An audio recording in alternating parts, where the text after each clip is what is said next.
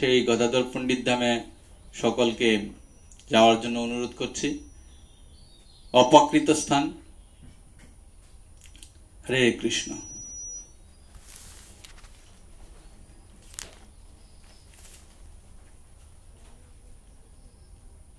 তো সামনে 10ই মে কি অক্ষয় তৃতীয়া, সেই অক্ষয় তৃতীয়া সম্পর্কে যদি আমরা একটু শ্রবণ করার চেষ্টা করব যে আসলে অক্ষয় তৃতীয়াটা কি। তো বৈদিক শাস্ত্রের বর্ণিত মাহাত্ম্যপূর্ণ তিথি সমূহের মধ্যে অন্যতম হল বৈশাখ মাসের শুক্ল পক্ষের তৃতীয় তিথি, যা অক্ষয় তৃতীয়া নামে খ্যাত। একে পরশুরাম জয়ন্তীও বলা হয়। অক্ষয় শব্দের আক্ষরিক অর্থ যার ক্ষয় বা বিকার নেই। এই তিথিতে অনুষ্ঠিত যে কোনো শুভ কর্মের ফল অক্ষয় হয়ে থাকে। তাই ভগবানের অত্যন্ত প্রিয় এই তিথিকে বলা হয় অক্ষয় তৃতীয়া।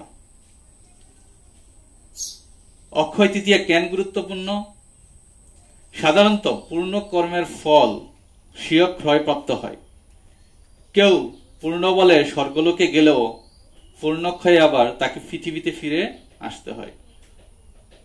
কিন্তু এই অক্ষয় তৃতীয়া তিথিতে সম্পাদিত যে কোনো পারমার্থিক কর্মের ফলে ভগবান প্রসন্ন হয়ে অক্ষয় ফল দান করেন। এই জগতে সবই ক্ষয়িষ্ণু, তাই অক্ষয় ফল দানের জন্য ভগবান আমাদের অক্ষয় লোকে অর্থাৎ ভগবত ধামে নিয়ে যান। সেখানে গেলে কাউকে আর এই জগতে ফিরে আসতে হয় না। ভক্ত সর্বদাই ভগবত ভক্তিমূলক কর্মে যুক্ত, তাই এই সকল তিথি বার ও পর্বই বৈষ্ণবদের অনুকূলে। কিন্তু সাধারণ মানুষও যেন ভগবত ভক্তিতে উন্নতি করতে পারে, সেজন্য ভগবান এই সকল তিথির মাধ্যমে আমাদের বিশেষ সুযোগ প্রদান করেন, যেন তারাও ভগবত ভক্তির উন্নতি করতে পারেন। সেই জন্য ভগবান এই সকল তিথির মাধ্যমে তাদের বিশেষ সুযোগ প্রদান করেন, যেন তারাও সুদুর্লভ ভক্তির অত্যন্ত স্বল্প মূল্যে ক্রয় করতে পারেন। তাই আমাদের প্রত্যেকের জন্য অক্ষয় তৃতীয়া তিথি গুরুত্বপূর্ণ। তো অক্ষয় তৃতীয়া সংগঠিত বিশেষ কার্যসমূহ, আমরা যদি ইতিহাস পর্যালোচনা করলে দেখা যায় অতীতে বহু মহৎ কার্য সংগঠিত হয়েছিল এই অক্ষয় তৃতীয়া তিথিতে। যেমন সত্য ও ত্রেতা যুগের সূচনা হয়েছিল এই দিনে। গঙ্গা দেবীর মর্ত্যলোকে আগমন হয়েছিল এই দিনে। পরশুরামের আবির্ভাব এই দিনে। মহাভারত রচনা শুরু এই দিনে। যজ্ঞের উপাদান যবের উৎপত্তি এই দিনে।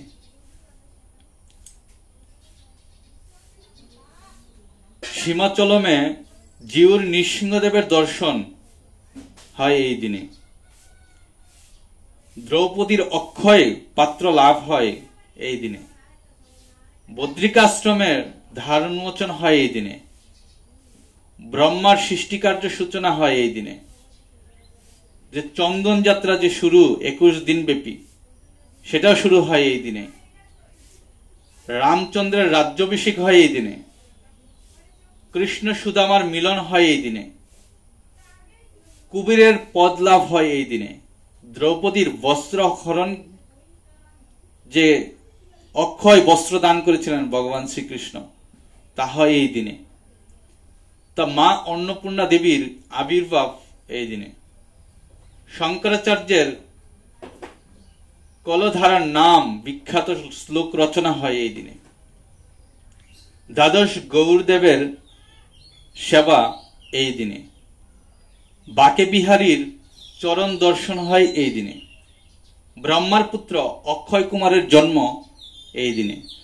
জগন্নাথ দেবের রথ নির্মাণ কাজ শুরু হয় এই তিথিতে। তা আমরা আরো জানবো যে অক্ষয় তৃতীয়া কিভাবে উদযাপন করবেন। তো এই তিথিতে ভগবত কথা শ্রবণ, ভগবানের দিব্য নাম, জপ কীর্তন, গীতা ভাগবতাদি শাস্ত্র অধ্যয়ন, ভগবানের শ্রী বিগ্রহের অর্চন বদন, শ্রী গুরু বৈষ্ণব সেবা, সাধুসঙ্গ ও ভক্ত ও ভগবানের উদ্দেশ্যে দান প্রবৃত্তির মাধ্যমে মনকে ভগবানের সেবায় ব্যস্ত রাখা উচিত। বৈষ্ণবদের শ্রীকৃষ্ণের গুণমহিমা কীর্তনের রত থেকে জড় কর্মাদির ভগবত কৃপা লাভের সহায়তা করেন এই ধরনের বিশেষ মাহাত্ম্যপূর্ণ তিথির মাধ্যমে। অক্ষয় তৃতীয়ায় দানের মাহাত্ম্য আপনারা সকলেই জানেন যে গৌর পার্শ্বদ প্রবর শ্রী সনাতন গোস্বামীকৃত বৈষ্ণব স্মৃতি শাস্ত্র শ্রী হরিভক্তি বিলাসে 14,409 অনুসারে অক্ষয় তৃতীয়ায় সম্পাদিত শুভ কর্মসমূহের মধ্যে দান অন্যতম। অক্ষয়া স্বচ্ছ থেকে লোকে তৃতীয়া হরিবল্লভা স্নানে দানেশ্চনে শ্রাদ্ধে জপে পূর্বযত পর্ণে। বৈশাখের শুক্লপক্ষের এই তৃতীয়া তিথি শ্রী হরি প্রিয়া হেতু লোকে অক্ষয় তৃতীয়া বলা হয়। এই তিথিতে স্নান, দান, অর্চন, শ্রাদ্ধ, জপ, প্রীতিতর্পের ফল অক্ষয় হয়ে থাকে। তো ভগবদ গীতায় উল্লেখিত সাত্বিক, রাজসিক, তামসিক এই 3 প্রকারের দানের মধ্যে সাত্বিক দান শ্রেষ্ঠ। তাই অক্ষয় তৃতীয়ার পূর্ণ লগ্নে যদি কেউ মন্দির নির্মাণ বা ভগবানের সেবার উদ্দেশ্যে দান করেন সেই দান উত্তম। এইভাবে গৃহস্থগণ অন্যান্য ভক্তিমূলক কর্মের পাশাপাশি এরূপ উপযুক্ত দান সহকারে মহিমান্বিত অক্ষয় তৃতীয়ার তিথি পালন করে থাকে। হরে কৃষ্ণ। তো এখানে আমরা দেখেছি যে অক্ষয় তৃতীয়ায় সংগঠিত বিশেষ কার্যসমূহ। তার একটু সময় আছে, বলার চেষ্টা করব যে এই দিনে গঙ্গা দেবী মর্ত্যলোকে আগমন হয়েছিলেন।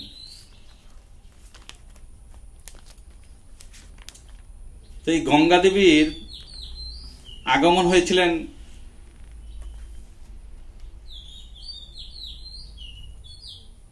রাজা ভগীরথের মাধ্যমে। তো ভগীরথ এই পৃথিবীতে গঙ্গা আনয়ন করেছিলেন, পিতৃলোক উদ্ধার করেছিলেন।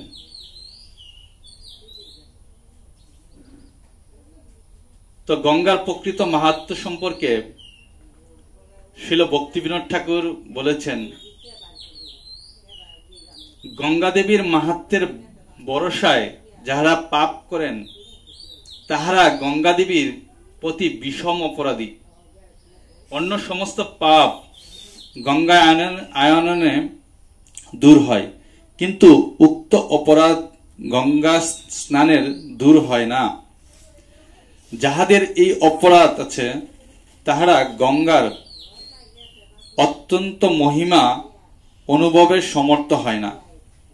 এই কারণেই আজকাল গঙ্গার চিন্ময়ী শক্তি অনেকেই উপলব্ধিতে আসে না, কেবল প্রাকৃত জল ধর্ম সকলেই তাদের বুদ্ধিগোচর হয়। তো এক বিজ্ঞানী কি করেছিলেন, এই ভারতবর্ষে এসে তিনি কিছুদিন থাকলেন এবং গঙ্গায় তিনি কি করেছেন, গঙ্গার জল তিনি পরীক্ষা করলেন।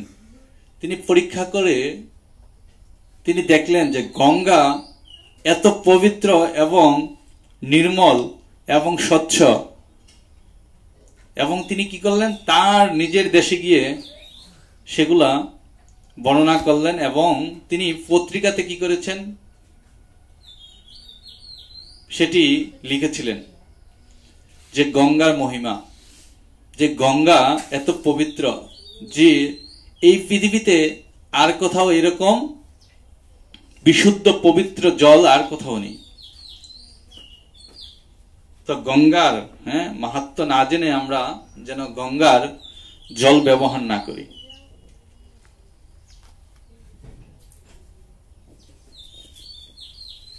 তো গঙ্গা দেবীর চরণে যেন অপরাধ না হয়, তার জন্য আমরা চেষ্টা করব।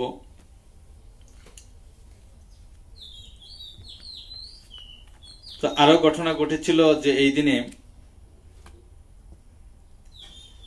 যে দ্রৌপদী কি করেছিলেন, অক্ষয় পাত্র লাভ করেছিলেন।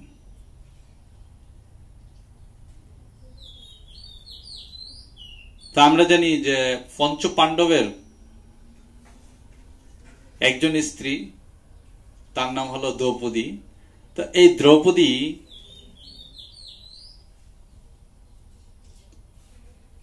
তো অনেক জায়গায় পেয়েছি যে ভগবান শ্রীকৃষ্ণ এই অক্ষয় পাত্র দান করেছে, আবার কোথাও কোথাও বলা হয়েছে যে সূর্যদেব এই অক্ষয় পাত্র দান করেছেন।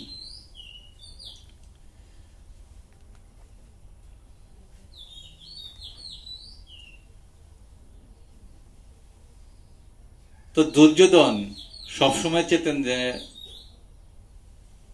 এই পঞ্চ পাণ্ডবদের বিপদ যেন সবসময় লেগেই থাকে। তো এত কষ্টের মধ্যে এই পঞ্চ পাণ্ডবদের আরো বিপদে ফালানোর জন্য তিনি চেষ্টা করতেন। তা আমরা জানি সবচেয়ে রাগান্বিত মুনি ছিলেন কি, যে দুর্বাসা মুনি। এই দুর্বাসা মুনিকে তিনি কি করেছিলেন, তার নিজের গৃহে এত আপ্যায়ন করিয়েছিলেন যে আপ্যায়ন করার ফলে তিনি বর দেওয়ার চিন্তা করলেন।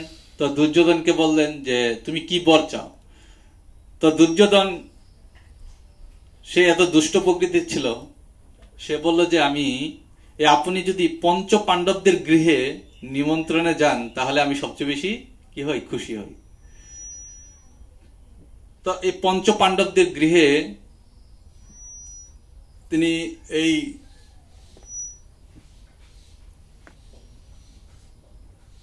মুনি কি করেছিলেন, তার 60,000 শিষ্য সমন্ত নিয়ে তিনি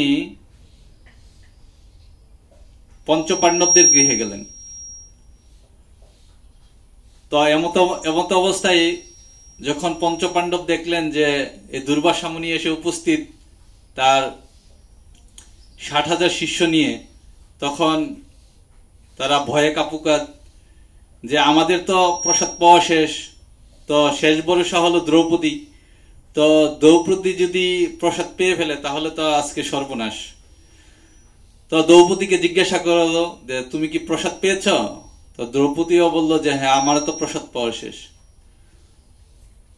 তো দ্রৌপদী বলল যে এখন আমাদের উপায় কি হবে, যে এখন সামান্য কজন নয়, যে 60,000 শিষ্য সহ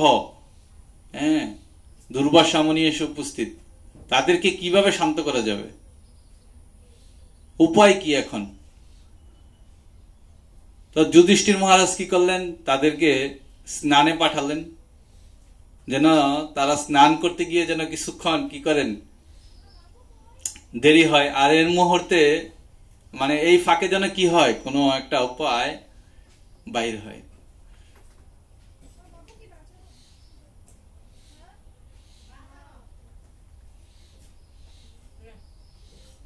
তো এই দ্রৌপদী ভগবানের ভক্ত, ভগবান কৃষ্ণকে এই বিপদের সময় ডাকবেন না, এটা তা তো হয় না।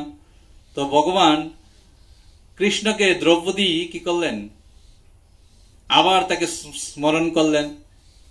ঠিক যেরকম দ্রৌপদীকে বস্ত্রহরণে কি করেছিলেন ভগবান শ্রীকৃষ্ণ, তাকে সহায়তা করেছিলেন, ঠিক এই বিপদেও যেন ভগবান শ্রীকৃষ্ণ কি করেন, তাকে সহযোগিতা করেন। তো ভগবান কৃষ্ণকে তিনি আকুল ভাবে ডাকলেন। তো আর কৃষ্ণ কি করলেন, তার ডাকে সাড়া দিলেন। তার এই কুটিরে কি করলেন, ভগবান কৃষ্ণ এসে উপস্থিত। তো বললেন যে কি হয়েছে দ্রৌপদী। তো দ্রৌপদীকে ভগবান সবই জানেন, তারপরেও জিজ্ঞাসা করছেন যে কি তোমার সবসময় বিপদ, আর এই বিপদে আমার আসতে হয়, কি হয়েছে কি? তখন দ্রৌপদী বলল যে এই দুর্বাসামণি তার 60,000 শিষ্য নিয়ে আমার গৃহে এসে উপস্থিত। তো আমার যে অক্ষয় পাত্র, এই অক্ষয় পাত্রটি আমার তো প্রসাদ পাওয়ার পরে আর সেই অক্ষয় পাত্র আর কি করবেন না, ওইখান থেকে প্রসাদ পাওয়া অসম্ভব। তো কি করে আজকের এই বিপদ থেকে আমরা রক্ষা পেতে পারি? তো ভগবান বললেন যে তোমার যেই পাতিলগুলো, এই পাতিলগুলো নিয়ে আসো। তো দ্রৌপদী নিয়ে আসলো, দেখলো যে শুধু একটু শাক সেই পাতিলের মধ্যে লেগে আছে। আর ভগবান কি করলেন, নিজের হাতে সেই শাক এত তৃপ্তি সহকারে পেলেন। আর বলা হয়েছে যে, গীতাতেও বলা হয়েছে যে আমরা যদি গাছের গোড়ায় জল দেই তাহলে সমস্ত শাখা প্রশাখাগুলো কি হয়ে যাবে, সজীব হয়ে উঠবে। তো ঠিক তদ্রূপ ভগবান শ্রীকৃষ্ণ যেখানে প্রসাদ গ্রহণ করেছে, আর তার কারণে কি হলো, সমস্ত মুনি ঋষির পেটে কি হলেন, বায়ুকোপ হলেন। আর বায়ুকোপ হলে তারা তো নদীতে স্নান করতে গেছেন, তো তাদের এই অবস্থা দেখে মুনিরা রীতিমতো কি আশ্চর্যান্বিত হয়ে গেল যে কিভাবে সম্ভব যে আমাদের উদর পূর্তি হয়ে গেল। এটা কোনো আশ্চর্য কোনো ঘটনা। তো যুধিষ্ঠির মহারাজ কি করলেন, ভীমকে পাঠালেন। আর ভীম তো গদা হাতে নিয়ে যাচ্ছেন, খুব তাড়াতাড়ি যাচ্ছেন, দ্রুত যাচ্ছেন। আর মুনি ঋষিরা যখন দেখলেন যে ভীম গদা হাতে আসতেছেন, মানে কি যে মুনি ঋষিরা ভয়ে আছে যে আমাদের তো গঙ্গা স্নান করতে এসে তো দেরি হয়ে গেছে, আর এদিকে নিশ্চয়ই দ্রৌপদী কি অন্ন বেড়ে সবাই অপেক্ষা করছেন, আর তারা কষ্ট পাচ্ছেন যে আমরা এখনো যাচ্ছি না কেন। আর সেই ভয়ে কি করলো, এই মুনি ঋষিরা জঙ্গলের দিকে দৌড়ে পলাতে লাগলো এবং তারা পালিয়ে গেলেন। তা এই লীলা থেকে আমরা বুঝতে পারি যে ভগবান শ্রীকৃষ্ণ যদি গ্রহণ করেন তাহলে সমস্ত দেবদেবী পর্যন্ত কি হয়ে যান, সন্তুষ্ট হয়ে যান। তো ঠিক তদ্রূপ আমরা যদি ভগবান শ্রীকৃষ্ণকে সন্তুষ্ট করতে পারি তাহলে সকল দেবদেবী কি হয়ে যান, সন্তুষ্ট হন।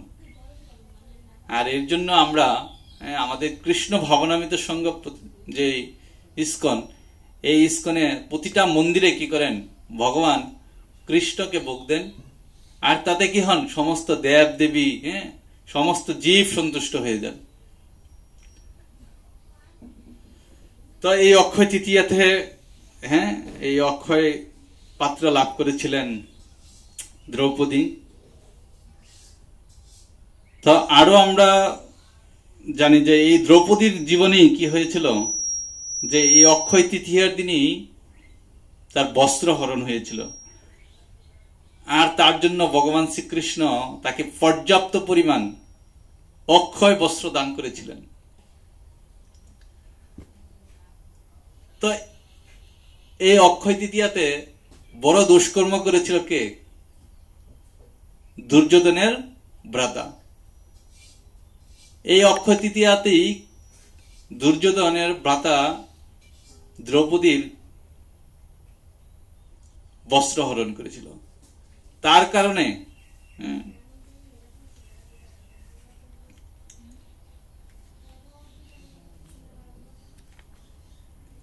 তো ভগবান কৃষ্ণ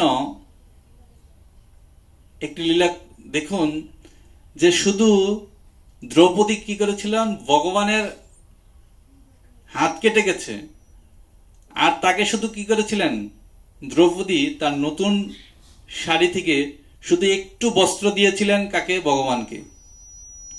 আসলে কি ভগবানের কোনো রক্তপাত হয় না, ভগবানের কখনো রক্তপাত হতে পারে না। ভগবানের কেন রক্তপাত হবে?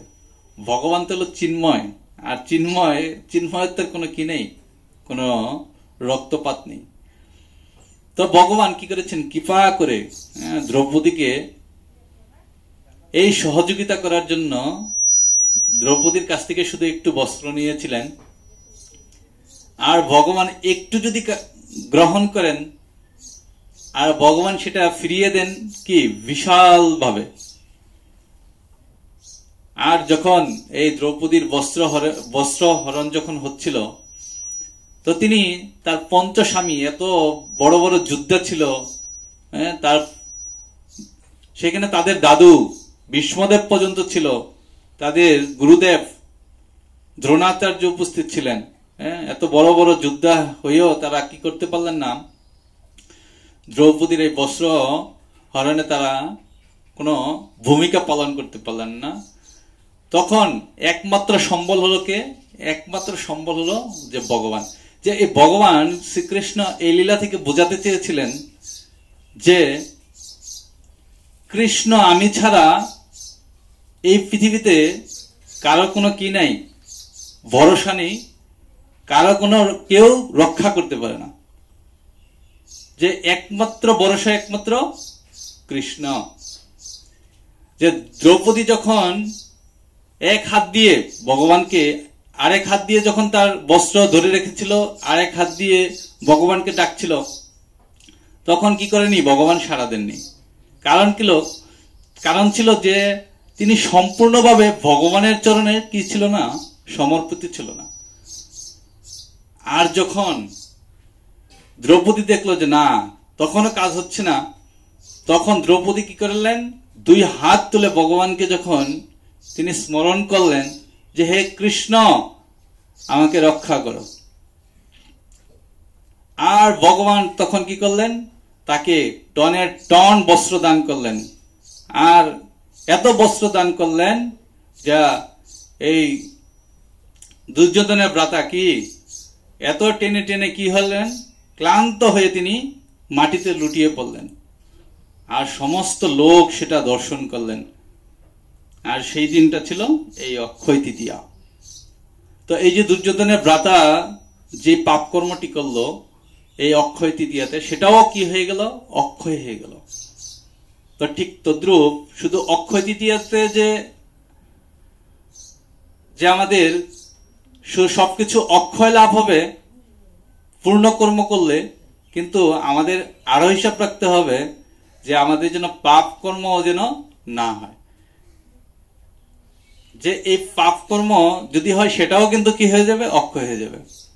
যেন এই অক্ষয় তৃতীয়াতে আমরা সাবধানতা অবলম্বন করব, যেন আমাদের কি না হয়, পাপ না হয়।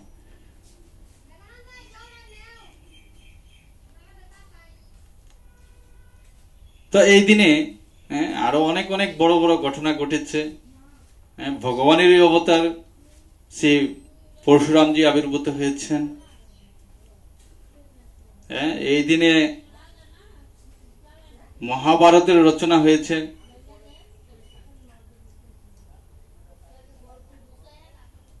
সত্য ও ত্রেতা যুগের সূচনা হয়েছে। তো অনেক অনেক বহু বহু ঘটনা।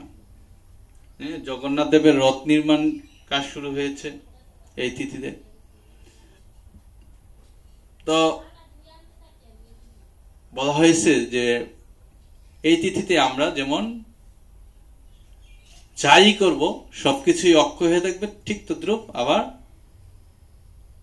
পাপও কি হয়ে যাবে, অক্ষয় হয়ে যাবে। তার জন্য আমরা সর্বদা চেষ্টা করব এই দিনে বেশি বেশি হরিনাম করার জন্য। যত ভগবত ভক্তির যে কার্যক্রমগুলা আমি বলেছি, যে অক্ষয় তৃতীয়া কিভাবে উদযাপন করার জন্য আমাদের যে পন্থাগুলো, এই পন্থা বলেছি। তো হরে কৃষ্ণ। তো আজকের এই ক্লাসে যে অনেক ভুল ত্রুটি থাকতে পারে, তো আপনারা ক্ষমা সুন্দর দৃষ্টিতে দেখবেন।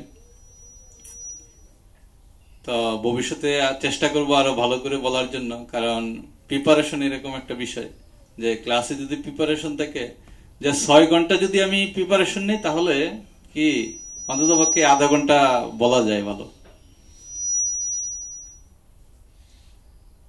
তো আমাদের যদি এরকম বেশি করে সময়ের সুযোগ দেওয়া হয় তাহলে আমরা বেশি ভালো করতে পারবো। হরে কৃষ্ণা কৃষ্ণ কৃষ্ণ হরে হরে, হরে রাম রাম রাম হরে হরে। জয় জগৎগুরু শিল প্রভুপাদ কি জয়, পতিত পাবন গুরু মহারাজ কি জয়।